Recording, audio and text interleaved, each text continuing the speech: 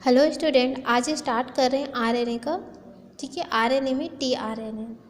ठीक है, ये फर्स्ट पेपर का फर्स्ट यूनिट है। फर्स्ट यूनिट में आपको आरएनए पढ़ा रही थी। आरएनए के हम लोग 3 टाइप देखे थे, 3 तरह के आरएनए देखे थे उसमें, जिसमें आरआरएनए था, एमआरएनए था और टीआरएनए।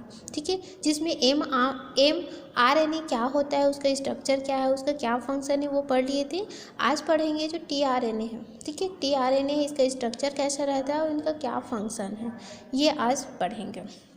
तो ये टीआरएनए को क्या कहते हैं, ट्रांसफ़र आरएनए।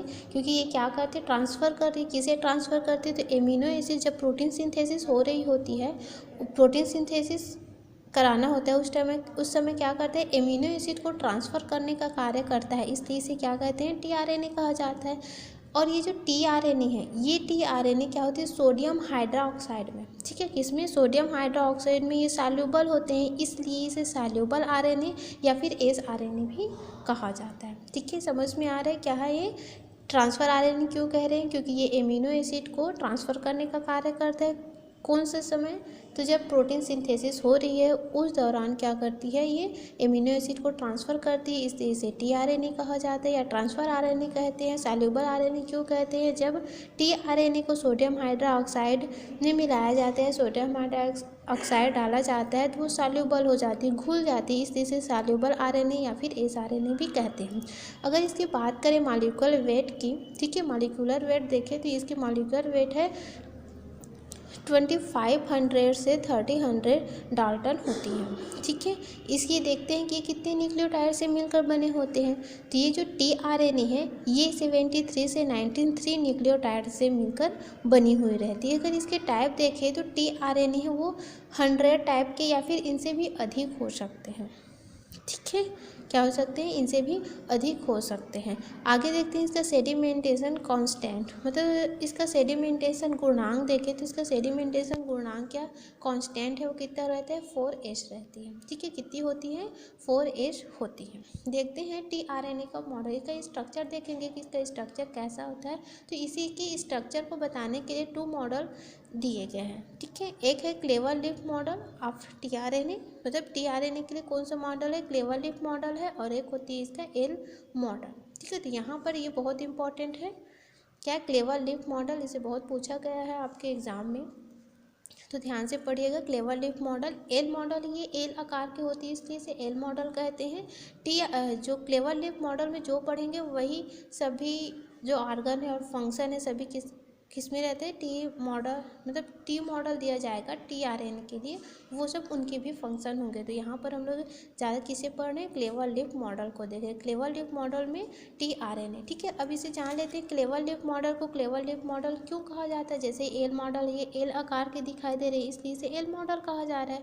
वैसे क्लेवर लीफ मॉडल है, इसे क्लेवर लीफ मॉडल इसलिए कहा जाता है क्योंकि जो क्लेवर के लीफ होते हैं, ठीक है, क्लेवर के लीफ की तरह इसकी स्ट्रक्चर दिखाई देती है, इसलिए इसे क्लेवर लीफ मॉडल कहा गया है। क्लेवर लीफ मॉडल को रॉबर्ट हॉली नामक साइंटिस्ट ने 1964 में, ठीक है, कब, 1964 में इसे ईस्ट सेल में देखा और इसका डिटेल अध्ययन किया था। ठीक है, डिटेल स्टडी किया था, किसने किया था, तो रॉबर्ट हॉली नामक साइंटिस्ट ने किया था। किसके टीआरएनए को किया था, तो ईस्ट सेल में पाए जाने वाला जो टीआरएनए है इसका डिटेल स्टडी किया था। कब किया था, कौन से सन में किया था, तो देखते हैं 1964 में किया था। ठीक है, आगे इसका स्ट्रक्चर देखते हैं कि इसका स्ट्रक्चर कैसा रहता है और उनके जो आर्म है वो क्या कार्य करते हैं। क्लेवर लीफ मॉडल, ठीक है, ये क्लेवर लीफ मॉडल का क्या स्ट्रक्चर है, यहाँ पर फिक करके लिखना। ठीक है, क्लेवर लीफ मॉडल, तो ये जो क्लेवर लीफ मॉडल है, ये क्लेवर लीफ मॉडल का स्ट्रक्चर है। हम लोग पढ़ते आ रहे हैं कि आरएनए हो क्या होते हैं, सिंगल स्टैंड होते हैं, तो ये भी सिंगल स्टैंड है। देखने से ये डबल स्टैंड दिखाई दे रही है लेकिन ये क्या है, सिंगल स्टैंड। देखिए यहाँ पर 3 डेज से स्टार्ट हो रही है और एंड कहाँ पर हो रही है, ये एंड हो रही है 5 डेज में, मतलब ये सिंगल स्टैंड है। ठीक है, तो ये सिंगल स्टैंड क्या है, आरएनए है।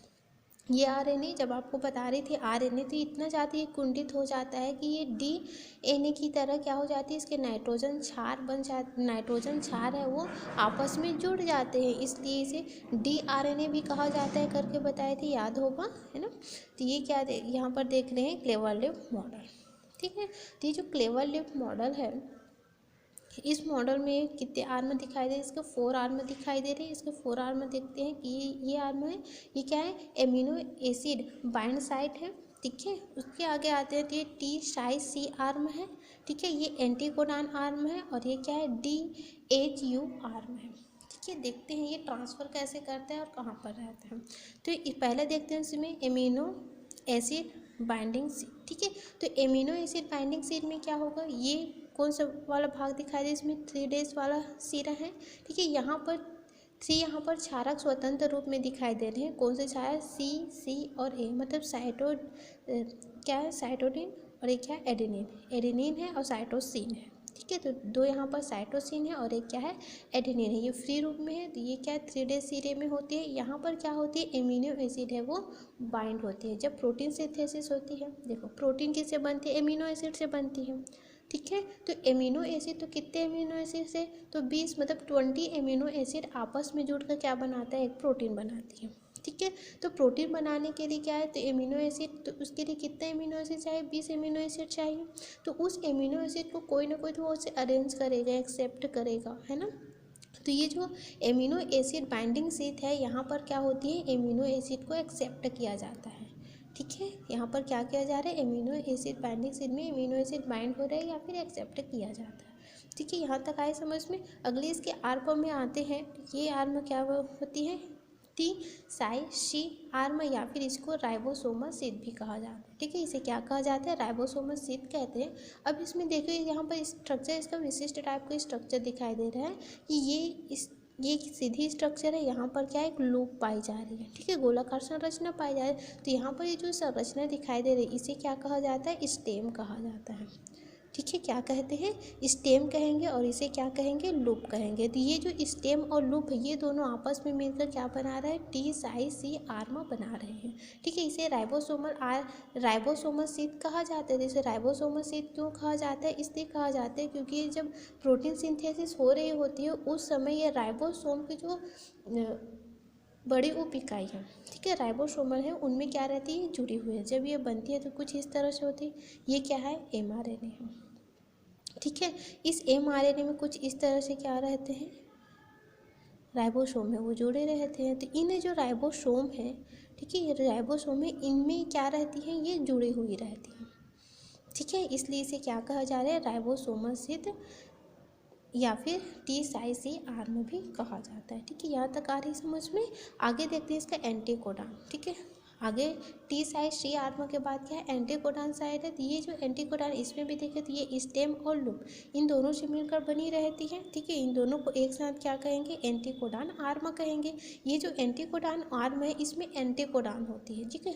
प्रोटीन सिंथेसिस हो रही है, उसके लिए क्या कर रहती है? एंटीकोडॉन रहती है। मान लीजिए यहाँ यही निर्धारित करेगा कि आगे यहाँ पर कौन से एमिनो एसिड आकर जुड़ेगा, ठीक। जैसे कि यहाँ पर क्या है? मान लीजिए यहाँ पर क्या है? AUC है, ठीक है। क्या है? AUC है। तो यही आकर यहाँ पर क्या होगा? बाइंड होगा। तो बाइंड होगा तो AUC है कि A के लिए क्या आ जाएगा? U आ जाएगा, ठीक है। U के लिए क्या आ जाएगा? A आ जाएगा और C के लिए क्या आ जाएंगे? G आएंगे। तो इस तरह से ये क्या हो जाता है? जुड़ जाता है, ठीक। तो यहाँ पर एंटीकोडॉन है, वो क्या करते हैं? जो mRNA में जो कोडान होते हैं उस कोडान को क्या करते हैं? यहाँ पर जोड़ने का कार्य करता है। तो यही निर्धारित करता है कि यहाँ पर कौन सा आगे एमिनो एसिड है वो जुड़ेंगे, ठीक है। इसे और अच्छे से तब आपको समझ में आएगा जब आप प्रोटीन सिंथेसिस पढ़ेंगे। और प्रोटीन सिंथेसिस आप सेकेंड ईयर में पढ़ेंगे, ठीक है। ये आ रहा है समझ में। ये क्या है? एंटीकोडॉन वाला पार्ट है। जो क्या हो रही है यहाँ पर? एमिनो एसिड, कौन से एमिनो एसिड आकर यहाँ पर जुड़ेगा उसे निर्धारित कौन करता है? एंटीकोडॉन करती है, ठीक है। तो ये क्या करती है? mRNA जो प्रोटीन सिंथेसिस के लिए क्या करती है? कोडान देती है।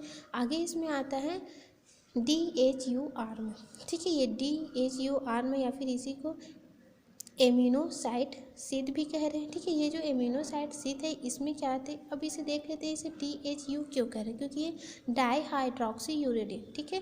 डाईहाइड्रोक्सी यूरिडीन कहा, इसका फुल फॉर्म क्या है? डाईहाइड्रोक्सी यूरिडीन आर्म कहेंगे। ये भी क्या? स्टेम और लूप आपस में मिलकर क्या बना रहे हैं? दोनों आपस में मिलकर बना रहे हैं, यहाँ पर DHU लूप बना रहे हैं, ठीक है। तो इस तरह से अब इसमें एक और आर्म है, क्या है, एक्स्ट्रा आर्म, जिसमें 4 आर्म है, एक और आर्म है जिसे क्या कहते हैं, एक्स्ट्रा आर्म है। ये एक्स्ट्रा आर्म है, इसका कोई कार्य नहीं है, लेकिन ये जो एक्स्ट्रा आर्म है ये किसके किसके बीच में रहता है, जो टी साइज सी आर्म है और एंटीकोडॉन, इन दोनों आर्म के बीच में क्या रहता है, एक्स्ट्रा आर्म है वो पाई जाती है। ठीक है, अब टीआरएन का फंक्शन देखें तो टीआरएन का फंक्शन ये है कि एमिनो एसिड को क्या करेगा, वो प्रोटीन बनाने के लिए ट्रांसफ़र करने का कार्य करती है। ठीक है, इस तरह से ये आपका जो फर्स्ट पेपर है, ठीक है, फर्स्ट पेपर का फर्स्ट यूनिट है कंप्लीट हो गया। आपके सेकेंड पेपर के फोर्थ यूनिट भी कंप्लीट हो चुका है। आगे नेक्स्ट डे आपको फर्स्ट पेपर के सेकेंड यूनिट में 2 टॉपिक बचा हुआ है। ठीक है, कैंसर और बचे हुए इम्यूनिटी या एंटीबॉडी बची हुई है। ठीक है, उनके बारे में फिर नेक्स्ट डे पढ़ेंगे। ठीक है, आज के लिए इतना ही, थैंक यू।